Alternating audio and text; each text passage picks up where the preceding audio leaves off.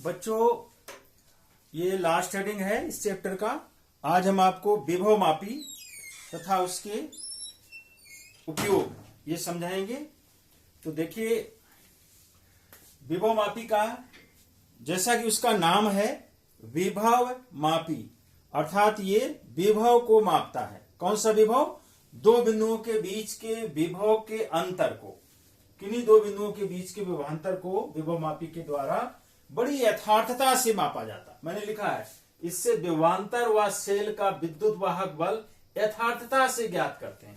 यथार्थता शब्द इसलिए यूज किया है कि इससे हम जो विभव ज्ञात करते हैं वो एकदम एक्यूरेट वैल्यू होती है, एग्जैक्ट वैल्यू होती है। आपने पीछे भी पढ़ा होगा कि हम विभव मापने के लिए वोल्ट मीटर का प्रयोग करते हैं, लेकिन वोल्ट मीटर वास्तविक वैल्यू से, उसकी यथार्थ मान से सदैव थोड़ा कम मापता है। क्यों कम मापता है? क्योंकि वोल्ट मीटर जब उपयोग में लाया जाता है तो उससे होकर के भी धारा बहती है, तो कुछ विभव पतन उसके अंदर जो प्रतिरोध होता है उसमें भी होता है, जिसके कारण वो दो बिंदुओं के बीच के विभवांतर को यथार्थता से नहीं माप पाता है। लेकिन यहां पर मैं आपको एक ऐसी स्थिति से समझाऊंगा, यहां पर ऐसी स्थिति आएगी कि विभव मापते समय धारा नहीं ली जा रही होती है, जिसकी वजह से दो बिंदुओं के बीच का विभव बिल्कुल यथार्थ विभव होता है। तो देखिए, आगे बढ़ते हैं। सबसे पहले हम विभव प्रवणता ज्ञात करते हैं। तो विभव प्रवणता क्या होती है? प्रति एकांक लंबाई में विभव पतन को विभव प्रवणता कहते हैं, अर्थात दूरी के साथ विभव परिवर्तन की दर विभव प्रवणता कहलाती है। इसे हम K से व्यक्त करते हैं। तो K बराबर क्या होगा? K बराबर विभव प्रवणता। K बराबर विभव प्रवणता। K बराबर विभव प्रवणता। ठीक, तो विभव प्रवणता K बराबर क्या हो जाएगा? V। अब यहां पर हम देख रहे हैं, यहां हमने ये ए बी हमारा ये हमारा जो है विभव मापी है। ये 1 मीटर लंबाई का है।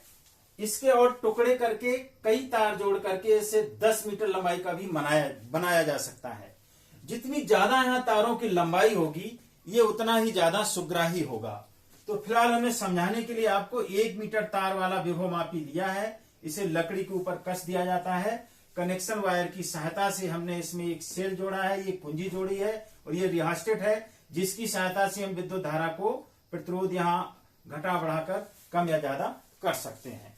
अब देखिए, जैसे ही की लगाते हैं परपथ पूरा होता है और इसमें ऐसे धारा बहने लगती है।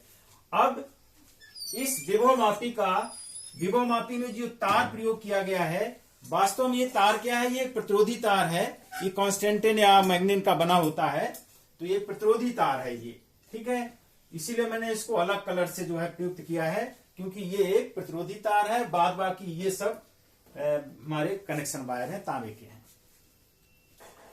तो इसका ये सिरा हमारा, इसका ए सिरा है। तो ए सिरा उच्च विभव पर होगा, क्योंकि ये धन से जुड़ा हुआ है, और बी सिरा जो है यहां से होता हुआ बैटरी के ऋण सिरे से जुड़ा है, तो ये निम्न विभव पर होगा। अगर इस सिरे का विभव हम VA मान लें, इस सिरे का विभव VB मान लें, तो विभवांतर कितना होगा? VA minus VB। ठीक है, इतना विभवांतर होगा। इतना विभवांतर कितनी दूरी पर होगा? हम मान लेते हैं कि ये लंबाई इसकी L है। कुल लंबाई ये कितनी है? इसकी L लंबाई है, ये L लंबाई है। तो VA माइनस VB बटे L, ये इसकी जो है विभव प्रवणता हो गई। इसको ऐसे लिख सकते, विभव प्रवणता K यहां लिखते हो। विभव प्रवणता K बराबर VA माइनस VB बटे L। ठीक, तो ये किसके बराबर होगी? इसे हम ऐसे भी लिख सकते हैं, VAB का विभवांतर बटे L। इसे हम ऐसे, VAB किसके बराबर होगा? अब इन दोनों बिंदुओं के मध्य विभवांतर कितना होगा? सेल के विद्युत वाहक बल के बराबर होगा। तो इसे हम जो E बटे L भी लिख सकते हैं। तो हमारा जो विभव प्रवणता K बराबर क्या आ गया? K बराबर आ गया E/L। ठीक है, तो सबसे पहले तुम विभव मापी की विभव प्रवणता ज्ञात करते हैं। K is equal to E upon L। ठीक, कैसे ज्ञात कर सकते हैं? हम एक ज्ञात विद्युत वाहक बल वाला सेल लेते हैं जिसका E हमें पता है, तो E का मान यहां रख देंगे, और L ये लंबाई हमें पता है, उसका मान रख देंगे, तो हमें K का मान प्राप्त हो जाएगा। K माने विभव प्रवणता। ठीक है, तो K is equal to E। इसे हम ऐसे भी कर सकते हैं कि 1 सेंटीमीटर लंबाई का विभव K। ठीक है, तो ये हमें विभव प्रवणता ज्ञात है। अब हम क्या करते हैं, हमें मान लो किसी सेल का विद्युत वाहक बल ज्ञात करना है, सेल का विद्युत वाहक बल मान लो ज्ञात करना है। तो विद्युत वाहक बल ज्ञात करने के लिए हम सेल को यहां इस तरीके से जोड़ देते हैं, धन ऋण, ये यहां कुंजी K लगा देते हैं, यहां लगा देते हैं कुंजी K, और यहां पर जो है एक गैल्वेनोमीटर लगा देते हैं, और इसके साथ जो है ये एक जॉकी संबंधन तार है ये, और इसके साथ जो है ये एक जॉकी लगा देते हैं। इसको रेड से ही दिखा देते हैं, कनेक्शन वायर है ना ये, इसको ऐसे दिखा दो, ऐसे ऐसे, और ये जो है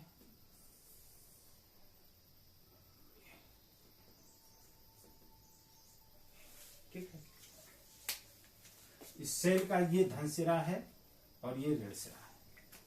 अब क्या होता है, जब हम की लगाते हैं तो इसमें जो है विद्युत धारा बहेगी। ठीक है, तो हमें ये जो सेल लगाया है इसका हमें मान लो विद्युत वाहक बल ज्ञात करना है। ठीक, तो हम क्या करेंगे, इस सेल का विद्युत वाहक बल ज्ञात करने के लिए हम इसको धन सिरे ए से जोड़ देंगे, इस सेल का भी धन सिरा यहां पर है, इसका भी धन सिरा यहां पर है। ठीक, अब हम इस जॉकी को यहां किसी बिंदु पर टच कराते हैं, यहां टच कराते हैं मान लो। ठीक, तो इसकी 3 स्थितियां होंगी, एक तो ये हो गई, दूसरी ये हो सकती है,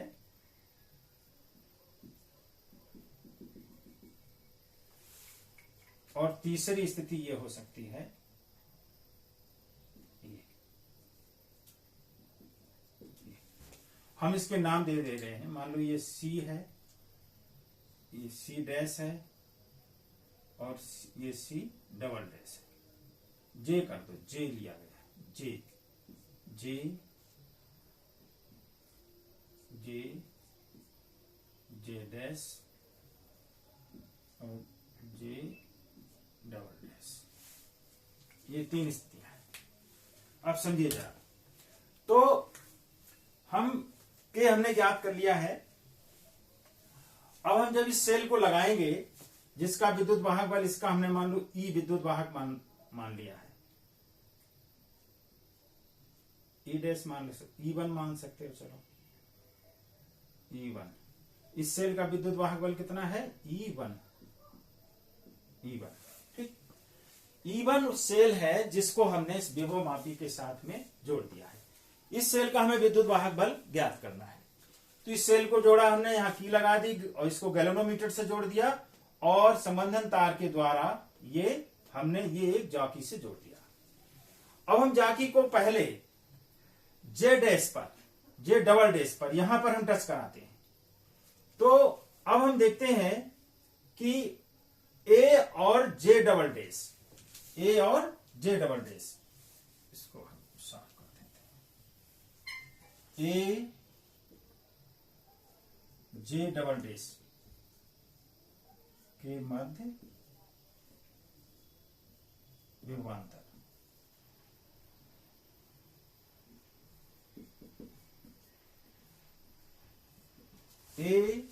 J double dash, A J double dash के मध्य विभवांतर। अगर इस स्थिति में हम मानते हैं कि इनके मध्य विभवांतर सेल के विद्युत वाहक बल E1 से कम होगा। ठीक, A J1 के मध्य विभवांतर, या हम इसको कह देंगे V A J double dash is less than E1। पहली कंडीशन ये है, A J1 के मध्य विभवांतर सेल के विद्युत वाहक बल से कम है। ठीक है, कम है तो इसमें धारा हमारी इस दिशा में बहेगी, ऐसे ए जे डबल डैश ऐसे होती हुई ऐसे के E1 ए, ये हमारा सर्किट बनेगा। ए J1 ऐसे धारा बहेगी, विक्षेप एक साइड।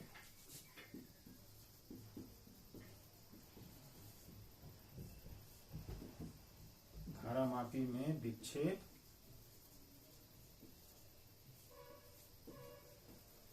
एक तरफ।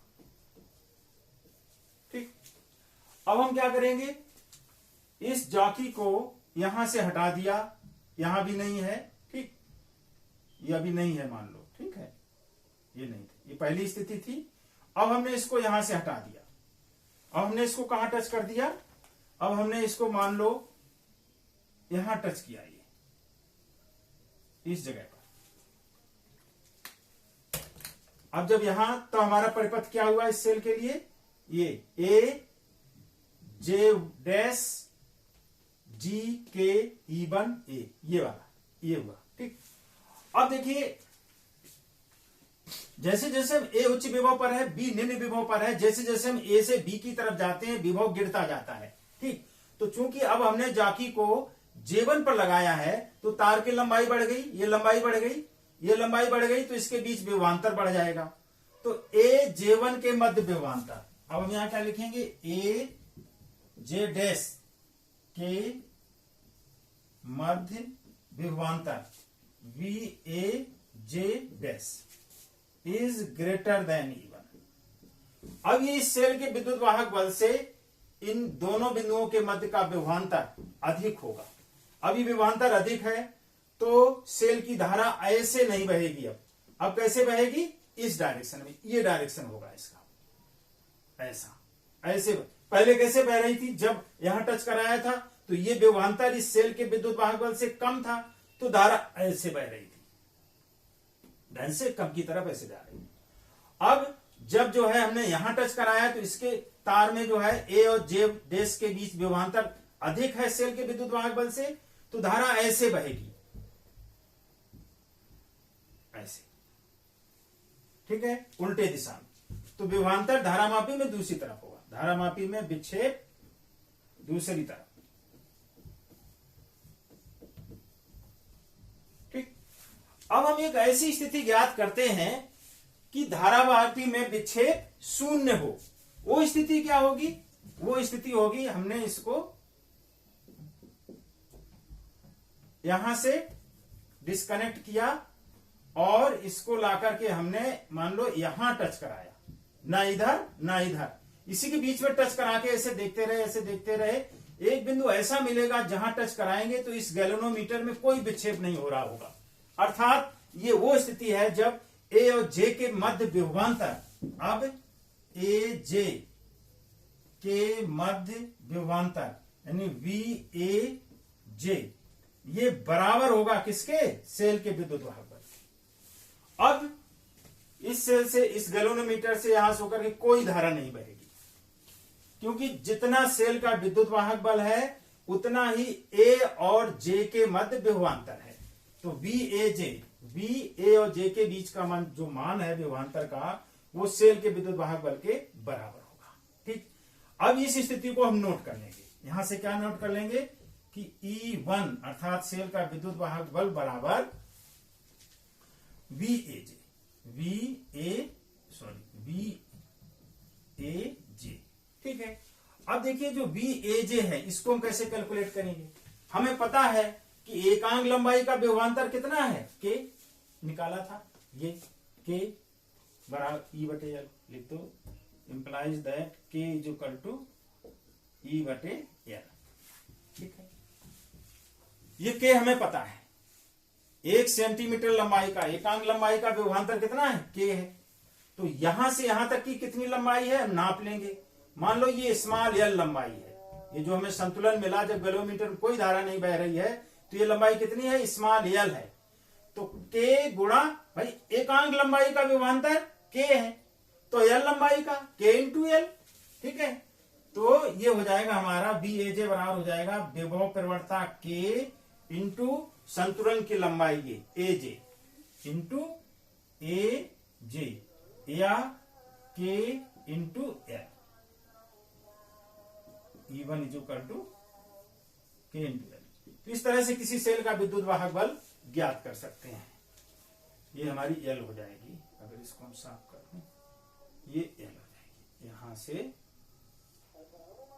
यहां तक, ठीक है। ये यानी एल लंबाई पर जब हम यहां पर की को टच कराते हैं तो ये जो हमारा परिपथ बनता है इसमें से होकर के कोई धारा नहीं बहती है।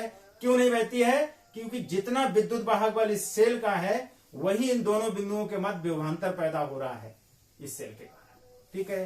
तो ये दोनों बराबर हैं, एजे के मध्य विभवांतर और सेल का विद्युत वाहक बल दोनों बराबर हैं, ठीक। तो इस विभवांतर का मान हमने निकाल लिया, कैसे? के गुणा कितनी लंबाई पे संतुलन हो रहा है? एजे लंबाई में, एजे माने हमने एल मान लिया तो K into L, E1 is equal to K into L. तो इस तरह से हम किसी सेल का विद्युत वाहक बल विभवमापी की सहायता से ज्ञात कर सकते हैं। और मैंने जो यथार्थता शब्द डाला था वो बात यहां से स्पष्ट हो जाती है। आपने देखा कि जब हम इस सेल का विद्युत वाहक बल E1 का मान ज्ञात करते हैं जो VAJ के बराबर है, इस कंडीशन में जब यहां हम की को टच कराते हैं तो इन दोनों बिंदुओं के मध्य जो विभवांतर है वो सेल के विद्युत वाहक बल के बराबर है, जिसकी वजह से जो है गैल्वेनोमीटर से होकर के कोई धारा नहीं बहती है। यानी इस परिपथ में कोई धारा नहीं बह रही होती है। जब कोई धारा नहीं बह रही होती है तो ऊर्जा का लॉस 0, ठीक है। उस समय हमने विभवांतर माप लिया, समझ लो, है इन दोनों बिंदुओं का जो विभवांतर है वही सेल का विद्युत वाहक बल, क्योंकि दोनों बराबर हैं तो कोई लॉस नहीं हुआ। इसलिए बिल्कुल एक्यूरेट वैल्यू होगी, एग्जैक्ट वैल्यू होगी, यथार्थ वैल्यू होगी, इसलिए यथार्थ शब्द प्रयोग किया था। और इसीलिए ये प्रश्न पूछा जाता है कि बताइए विभवमापी वोल्ट मीटर से श्रेष्ठ क्यों है? इसीलिए क्योंकि विभवमापी से जब विभवांतर या विद्युत वाहक बल मापा जाता है तो उपकरण के द्वारा उस परिपथ में कोई धारा नहीं ली जा रही होती है, इसलिए ये यथार्थ वैल्यू, एग्जैक्ट यथार्थ वैल्यू मापता है। जबकि वोल्ट मीटर से जब हम विभवांतर मापते हैं तो वोल्ट मीटर कुछ धारा, कुछ ऊर्जा अपने अंदर, क्योंकि उसका भी अपना प्रतिरोध होता है, मापने में वोल्टेज मापने में व्यय कर लेता है, जिससे वो वास्तविक वैल्यू से सदैव थोड़ा कम मापता है, ठीक है। तो ये हमारा विभवमापी हो गया। अब इसके अनुप्रयोग हैं जिसे अगले वीडियो में बताऊंगा, ये बड़ा हो जाएगा।